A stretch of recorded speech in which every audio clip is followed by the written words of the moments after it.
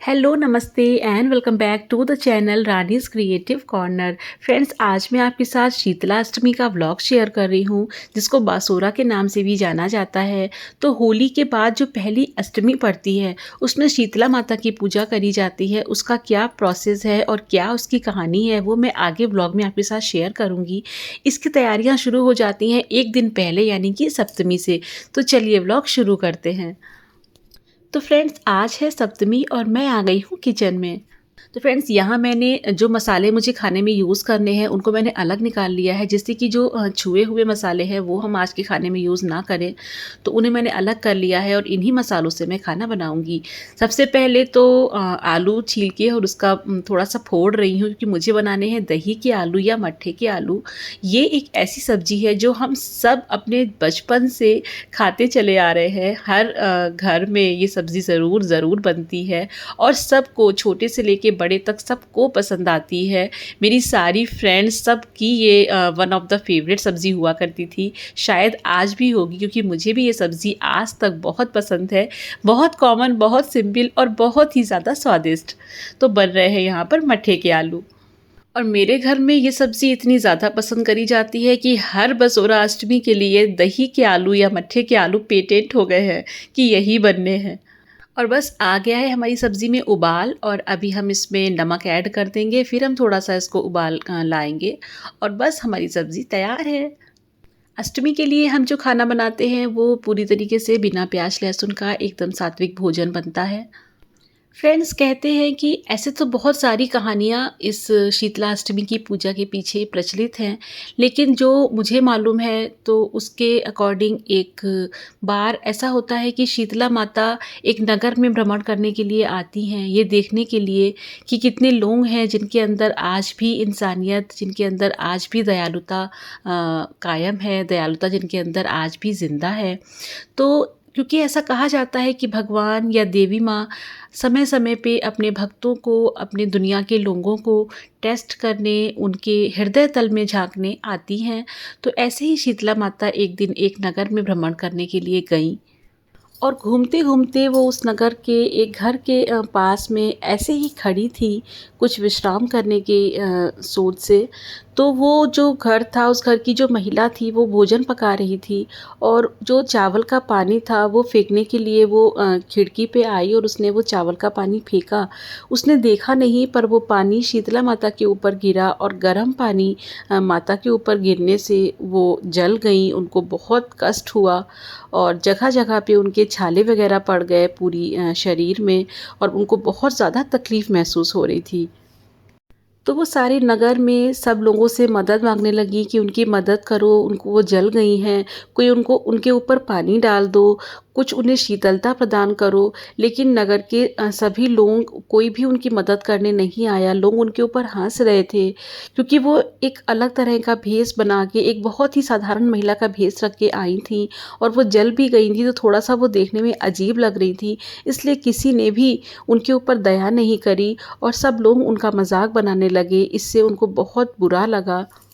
फिर घूमते घूमते माता एक कुम्हारिन के घर के पास पहुंची, और उस कुम्हारिन ने जैसे ही माता को जली हुई अवस्था में देखा तो उसे दया आ गई, और वो जल्दी से दौड़ के एक मटके में, क्योंकि वो कुम्हारिन थी तो उसके पास मिट्टी के मटके थे, मिट्टी के मटके में रखा हुआ शीतल जल यानी कि ठंडा जल लेकर वो महिला आई और उसने माता के शरीर के ऊपर डाल दिया, जिससे माता को शीतलता मिली और उनको उनके जले हुए पे बहुत आराम महसूस हुआ।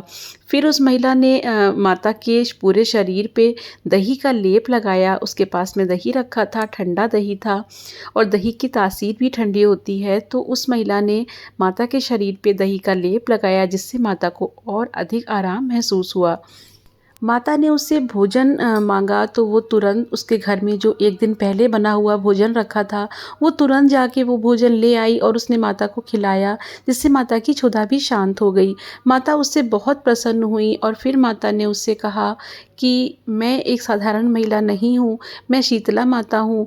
मैं तो तुम्हारे नगर में यूं ही भ्रमण करने आई थी, देखने के लिए आई थी कि आज भी मेरे बच्चों के हृदय में दया दया है या नहीं है।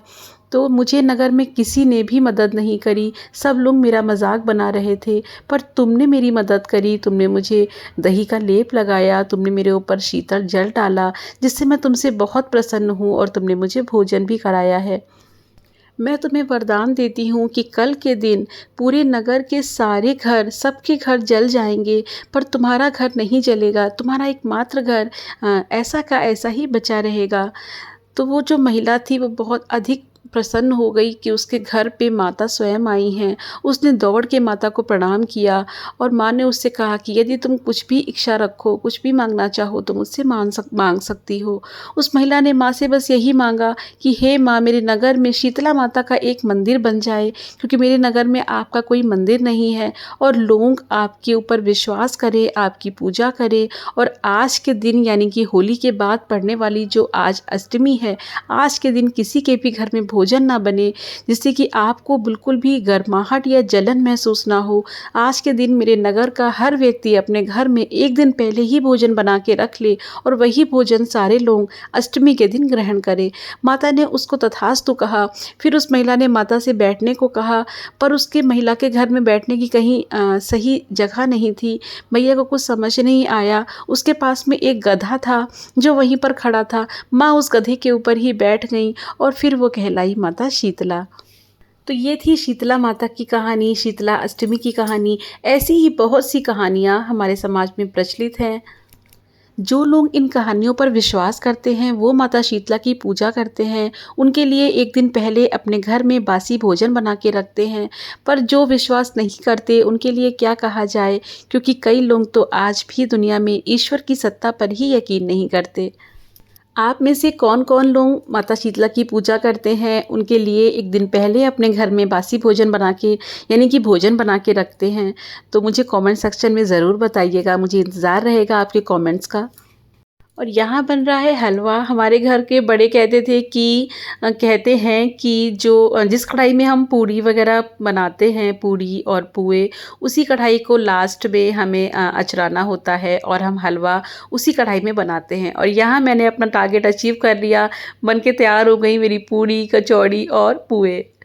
और ये जब हम होली के लिए गुजिया बनाते हैं ना, तभी कुछ गुजिया निकाल के पहले ही बना के और उनको बसोरा अष्टमी की पूजा के लिए एक टिफ़िन में करके रख देते हैं। और ये कुछ पूजा की पूड़ियाँ हैं, 11 पूड़ियाँ। पहले मैं छोटी बनाती थी साइज़ में, लेकिन मैंने जब ये देखा कि मंदिर में वो किसी ना किसी को खाने के लिए ही होती हैं, तो फिर उनको छोटा बनाने से कोई मतलब नहीं है। तो मैंने ना इस बार प्रॉपर बड़ी पूड़ियाँ बनाई हैं, जिससे कि अगर किसी के पेट में जाएँ तो एटलीस्ट उसका पेट भर सके। पुए हैं बजरंगबली के लिए। तो खाना बन के तैयार हो गया, यानी कि आज का काम पूरा हो गया। अब है ये नेक्स्ट डे, और सबसे पहले मुझे बच्चों को स्कूल भेजना था क्योंकि उनके एग्ज़ाम्स चल रहे हैं। यहाँ बच्चों को स्कूल भेज के और फिर मैंने पीसा अइपन, क्योंकि आज अइपन से पूजा भी बनती है और देवी जी को अइपन लगाया भी जाता है। तो बस अइपन पीसा, और जो ये हमने पूजा का सामान निकाल के रखा था, तो ये पूड़ी पुए, और ये कुछ हम घर की पूजा के लिए रखेंगे और कुछ हम मंदिर में लेके जाएंगे। तो इसमें से कुछ मैंने अपनी मंदिर की थाली में रख ली हैं, कुछ गुजिया भी हम लेके जाएंगे। ये सब देवी जी को चढ़ाया जाएगा। ये ऐंठी कुठी बनती हैं, ये भी पूजा में इस्तेमाल करी जाती हैं। और बस फिर मंदिर जाने में थोड़ा सा देर थी, तो मैंने सोचा कि चलो पहले पूजा बना देते हैं और फिर मंदिर से आके आराम से बैठ के पूजा करेंगे, क्योंकि जल्दी जल्दी में सुबह बहुत जल्दी पूजा कर लूँ और फिर वो अच्छे से नहीं, तो फिर मुझे नहीं बनता है। इसलिए मैं मंदिर अच्छे से होके आई और फिर आने के बाद मैंने अपनी पूजा करी। तो यहाँ मैं पूजा बना के रख के जा रही हूँ, जिससे कि मेरे आने तक पूजा सूख जाएगी और फिर अच्छे से मैं उस पर पूजा कर पाऊँगी। हमारे यहाँ जो बड़े हैं वो ये कहते थे कि कोई भी पूजा हो बहुत ज़्यादा देर से नहीं होनी चाहिए, बहुत ज़्यादा दोपहर नहीं करनी चाहिए। सुबह का समय पूजा के लिए सबसे अच्छा रहता है। तो सुबह के 10:30, 10 साढ़े 10 बजे तक हम लोगों का मंदिर जाना और घर की पूजा सब कुछ हो गया था। पूजा में बहुत सारी चीज़ें बनाई जाती हैं। ये सूरज और चंद्रमा हैं, और यहाँ बीच में बनेंगे गणेश जी और लक्ष्मी जी। मेरी जो सास थी वो बहुत ही सुंदर फिगर बनाती थी, कुछ कुछ मैंने उनसे सीखा है। और जो मेरी मम्मी हैं वो भी बहुत अच्छी ऐपन से पूजा बनाती हैं, तो उनको भी मैं बचपन से देखती आई हूँ। और वो दोनों चीज़ों का मतलब कि सास का और मम्मी का देखते देखते वो सब चीज़ें मेरे अंदर ऑटोमेटिक आ गई हैं। मैंने प्रॉपर इन चीज़ों को सीखा नहीं है, लेकिन हाँ, काम चलाऊ सब कुछ कर लेती, मतलब सारी पूजा वगैरह बना लेती हूँ।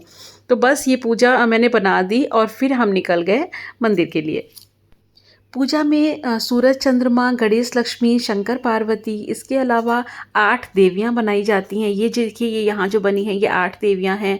और हनुमान जी बनाए जाते हैं। ये उड़ते हुए संजीवनी बूटी ले जाते हुए हनुमान जी मैंने अपनी सास से ही सीखे थे, तो ये बनाए जाते हैं। इसके अलावा ये जो एक कलश रखा है इसमें जल भरा जाता है, और फिर उस जल मतलब कहते हैं कि वही जल शीतला माता के लिए है, तो अगर वो आएँ तो उनको जल मिल सके। और इस कलश की ही हम पूजा करते हैं। और यहाँ मैं तैयार हो गई मंदिर जाने के लिए, और मेरी साथ जाने वाले सब लोग तैयार हैं, तो बस अब हम चलते हैं। और इस बार तो हमारे परिवार में 2 न्यू एडिशंस भी हैं, यानी कि 2 बहुत प्यारी प्यारी सी सुंदर सुंदर सी बहुएं। तो बस हम सब चल दिए मंदिर के लिए। मंदिर में थी बहुत ज़्यादा भीड़, इसलिए कुछ भी शूट कर पाना मुश्किल हो रहा था, और अच्छा भी नहीं लग रहा था कि मंदिर के अंदर पूजा के टाइम पे मैं कैमरा लेके शूट कर पाऊँ। फिर भी मैंने छुटपुट छुटपुट सी क्लिप्स बनाई हैं। तो बस यहाँ मंदिर में पूजा करके और फिर हम घर आ गए, और फिर हमने घर पे भी पूजा कर ली। तो बस फिर मिलूँगी आपसे, तब तक के लिए जय शीतला माता की।